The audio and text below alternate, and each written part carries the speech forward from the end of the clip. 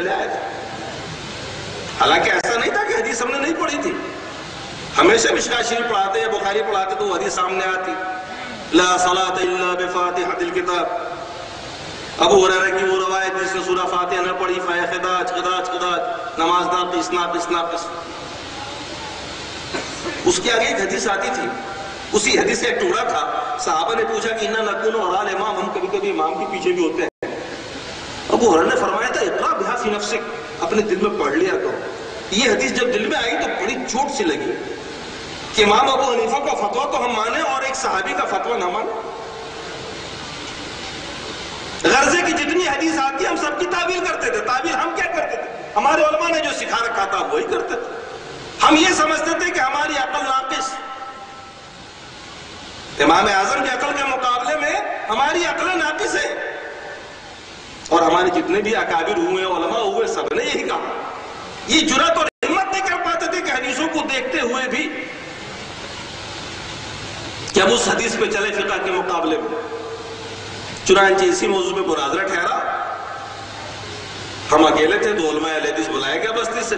میں نے کہا منٹوں میں حل ہو جائے گا. بیلواڑا تو میرے معتقدوں کا گھر تھا، وہی ہمارا اٹھنا بیٹھنا تھا. مناظرہ ہوا. میں نے مخالف عالم سے کہا کھڑے ہوئیے. قرآن کی وہ آیت پڑھی جس میں اللہ نے فرمایا ہے اذا قرئ القرآن فاستمعوا له وانصتوا. جب قرآن پڑھا جائے، میں نے مولانا سے کہا آپ ہی ترجمہ بھی کر دیجئے. کہا جب قرآن پڑھا جائے تو خاموشی سے سنو اور چپ رہو. میں نے کہا آپ بھی خاموشی سے بیٹھ جائیے، چپ رہیے، فیصلہ عوام کر رہے. میں نے کہا عوام سے کہ دیکھیے ابھی مولانا نے آیت پڑھی ہے، اللہ پاک کا ارشاد ہے قرآن پڑھا جائے تو خاموش رہو، خاموشی سنو، چپ ہو جاؤ. نماز میں امام قرآن پڑھتا ہے، یہ کہہ رہے پیچھے تم بھی قرآن پڑھو. قرآن پہ کس کا عمل؟ سب لوگوں نے کہا کہ حضور یہ مولانا تو غلط کہتے ہیں، اس کا مطلب جب قرآن پڑھا جائے اللہ فرما رہا ہے کہ چپ رہو تو امام آگے قرآن پڑھے اور ہم پیچھے قرآن پڑھے تو عمل کہاں ہوا اس آیت پہ؟ میں نے کہا یہی تمہیں کہتا ہوں کہ جب قرآن امام پڑھے تم چپ رہو. یہ ہم لوگوں کا موقف تھا. علماء اہل حدیث نے بہت کہا حضور حدیث دیکھ لیجیے حدیث میں کیا آیا. میں نے کہا پھر تم اللہ رسول کو لڑواؤ گے بھی آپس میں، لگتا ہے اس کا مطلب اگر حدیث کچھ اور کہہ رہی ہے قرآن کچھ اور کہہ رہا ہے تو پھر لڑائی ہو گئی نا آپس میں. مناظرہ جیت گئے، بات ختم ہو گئی. 10-15 روز کے بعد مسلم شریف پڑھاتے ہوئے حدیث میرے سامنے آئی عبادہ ابن صامت رضی اللہ تعالیٰ عنہ سے مری. صبح کا وقت ہے، آپ صلی اللہ علیہ وسلم موت فرما رہے ہیں، صحابی رسول پیچھے نماز پڑھ رہے ہیں. عبادہ ابن صامت رضی اللہ تعالیٰ عنہ نے سورہ فاتحہ کے ساتھ ساتھ سورت بھی ملا دی.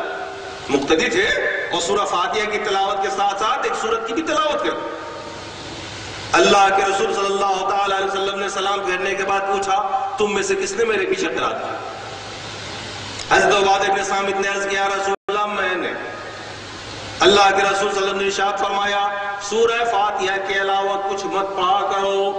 فَإِنَّهُ لَا صَلَاةَ لِمَن لَّمْ يَقْرَأْ بِهَا، کیونکہ اس شخص کی نماز نہیں ہوگی جو سورہ فاتحہ نہیں پڑھے گا.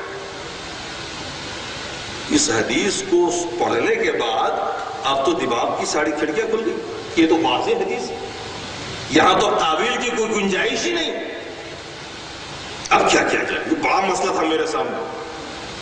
ایک طرف تو علماء کی پوری انبار، دونوں گروپ کے علماء، ہم دونوں مقلد بھائی بھائی، اور دونوں کا ایک ہی موقف کہ سورہ فاتحہ کسی بھی حال میں نہیں پڑھنا ہے امام کے پیچھے. ایک طرف حدیث رسول یہ کہہ رہی کہ سورہ فاتحہ پڑھنا ہی پڑھنا ہے. اہل حدیث کا موقف.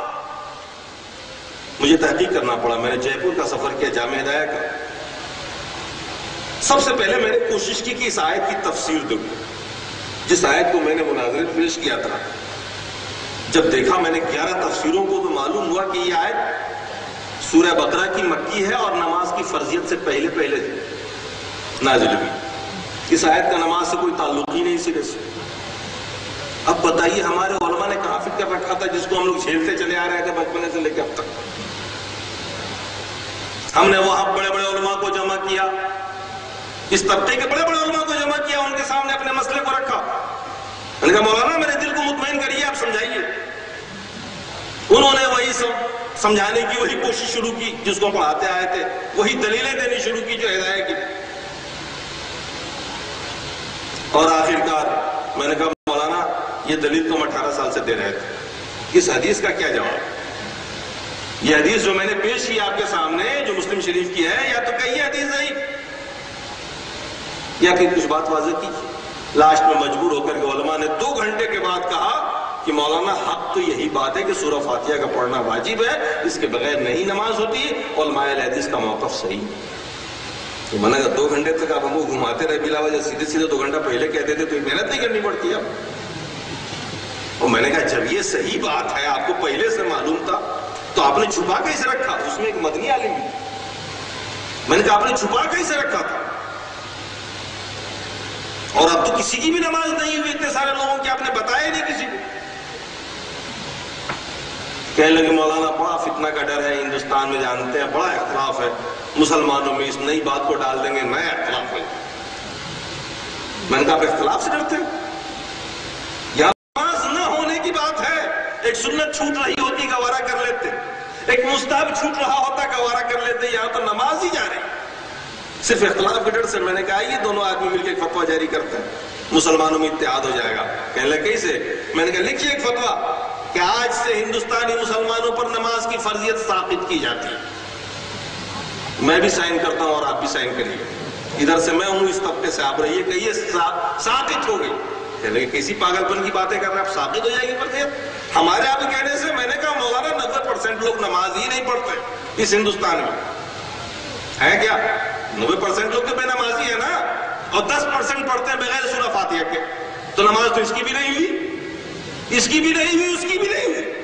تو فرضیت کا بوجھ کندھے پہ ڈالے کیوں پھرے آدمی؟ ختم کر دو اس چیز کو، دیکھو سب بے نمازی ہو جائیں گے، سب گلے مل جائیں گے، کامل اتحاد دیکھنا۔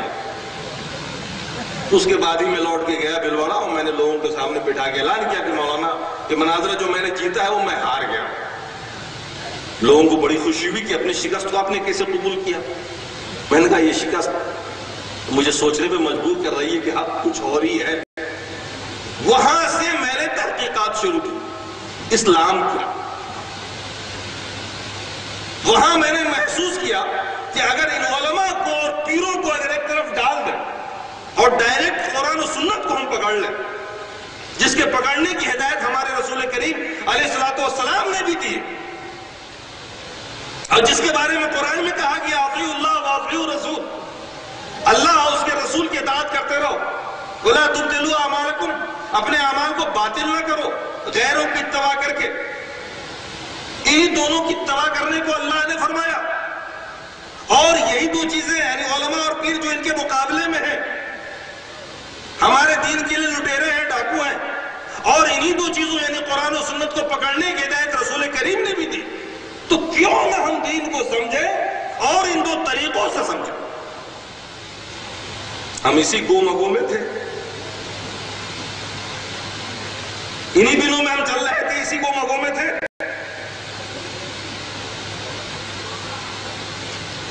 عقیدہ وہی تھا، اصلاح ہم لوگ کر رہے تھے، لیکن ہم یہ نہیں سمجھ پاتے تھے کہ علماء اہل حدیث اگر ایک موقف میں صحیح تو سارے مسائل میں صحیح ہو جائے۔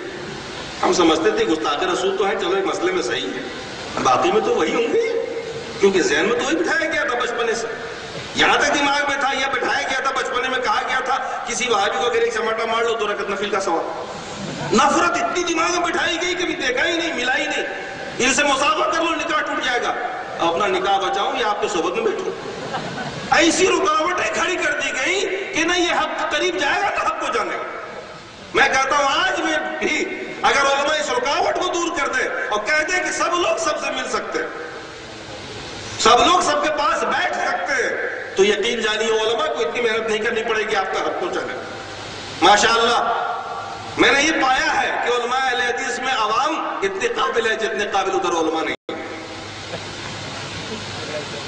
یہ کچھ تو ہے جو آپ کے پاس ہے، اگرچہ یہ نوجوان طبقہ قرآن و سنت سے دور ہو کر کے آؤٹ ہوتی جا رہی ہے، پرانے لوگ تو ماشاءاللہ اتنا جانکار ہے، اتنے جانکار ہیں کہ محسوس کرتا ہوں ان کو دیکھ کر۔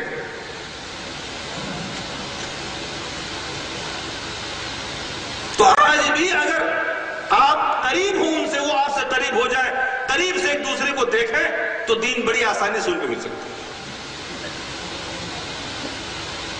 تو میں عرض یہ کر رہا تھا کہ قرآن و سنت کا مطالعہ کرنا چاہا ہم نے ہدایت کے لیے، عقیدہ وہی تھا۔ کہ رسول عالم الغیب ہے، عقیدہ وہی تھا رسول مختار کل ہے. سب باتیں تو ایک ساتھ جاتی نہیں. اتفاق سے 1 کروڑ پتی کی ماں مر گئی. ہم لوگ قرآن تو پڑھتے نہیں تھے کیونکہ قرآن تو ہم سمجھتے تھے کہ یہ تو اصالہ ثواب کے لیے نازل ہوا ہے. کبھی قرآن میں حق نہیں تلاش کیا.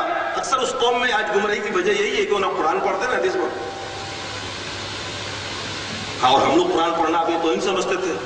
ہم لوگ صرف دعاؤں کے لیے جاتے تھے. جب ختم قرآن ہو گیا تو لاسٹ میں دعا کرنے جاتے تھے، وہ بھی امیروں کے یہاں، غریبوں کے یہاں طلبہ کو بھیج دیتے تھے. 9 بجے 10 بجے کا ٹائم تھا، سیٹھ جی ماروتی لے کے پہنچ گئے کہ حضرت چلیے اب دعا کا وقت ہو گیا. پہنچا تو دیکھا ابھی تک تلاوت جاری ہے، کہا کہ 10-20 منٹ ٹائم اور لگے گا، حضرت تشریف رکھیے.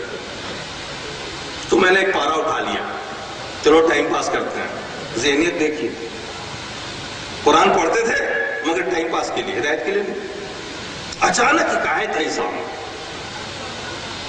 قُلْ لَا أَقُولُ لَكُمْ عِنْدِي خَزَائِنُ اللَّهِ وَلَا أَعْلَمُ الْغَيْبَ. میں اٹک گیا اس آیت پہ. اللہ فرما رہا ہے اپنے رسول سے کہ رسول تمہیں اعلان کر دو، میرے پاس اللہ کے خزانے نہیں ہیں، نہ میں عالم الغیب ہوں. قرآن کیا ہے؟ اللہ اپنے رسول کے ذریعے اعلان فرما رہا ہے، رسول آپ اعلان کر دو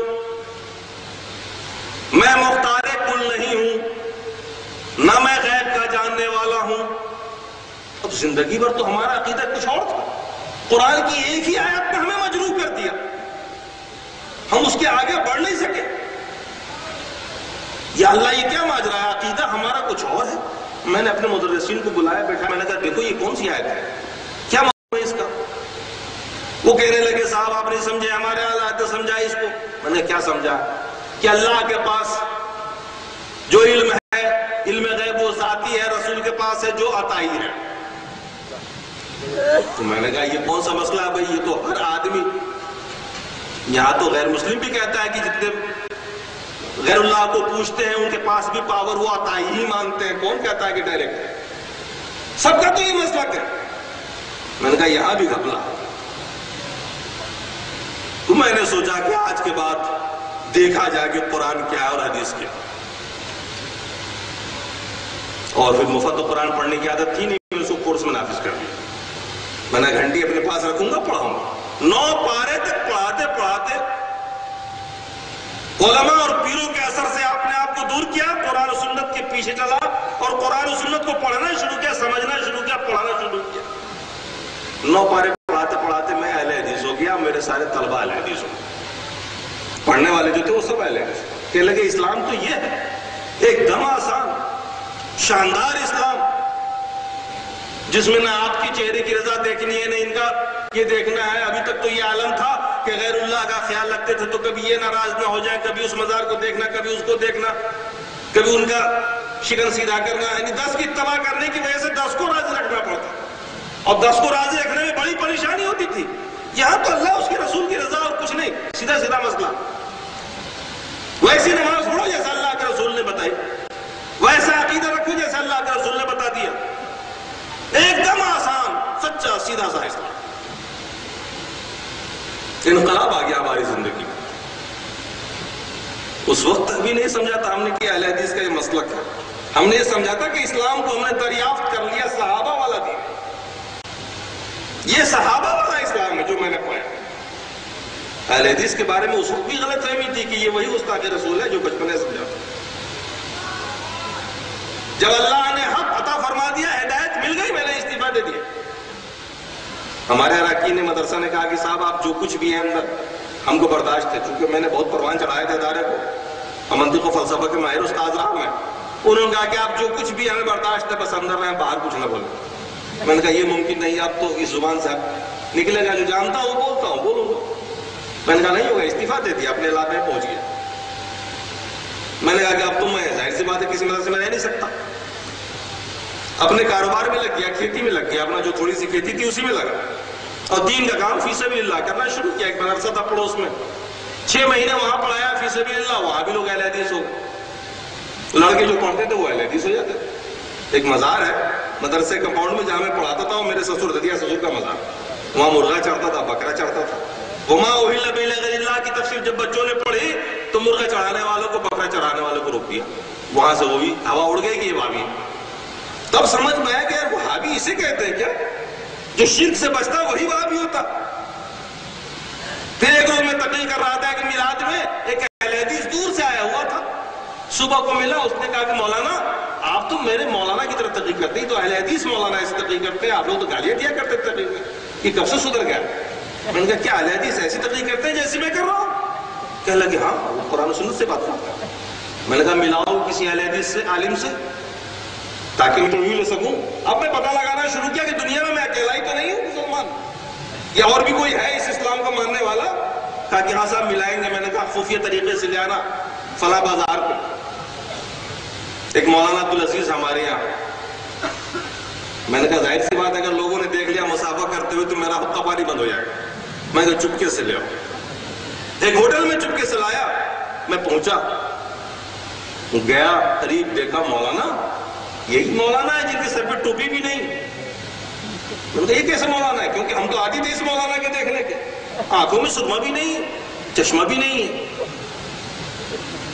اردو علماء حدیث تھے، سنت کے مطابق لباس پہنے ہوئے تھے، گفتگو ہوئی، انہوں نے اپنا عقیدہ رکھا، میں نے سب پوچھا، جو کچھ بھی انہوں نے جواب دیا ہم اس سے مطمئن ہو کہ قرآن و سنت میں ہم نے یہی پایا ہے۔ اگر یہی اہل حدیث ہے جو آپ نے بیان کیا ہے تو یقیناً یہ قرآن و سنت کے مطابق ہے اور میں بھی اہل حدیث ہوں آپ کے ساتھ۔ اس دن محسوس ہوا کہ نہیں، ایک طبقہ دنیا کے اندر ایسا موجود ہے جو قرآن و سنت کا شائق ہے، قرآن و سنت کا عامل ہے، قرآن و سنت کو مضبوطی سے پکڑے ہوا ہے، بھلے عمل میں پچھڑ رہا ہو مگر قرآن و سنت کو پکڑے ہوا ہے۔ اللہ تبارک و تعالیٰ نے ہمیں بھی اس گروہ سے منسلک کر دیا، اس لیے میں کہا کرتا ہوں کہ اہل حدیثیت میری دریافت ہے، میں نے اس کو بڑی مشکل سے پایا ہے۔ اللہ تبارک و تعالیٰ نے آپ کو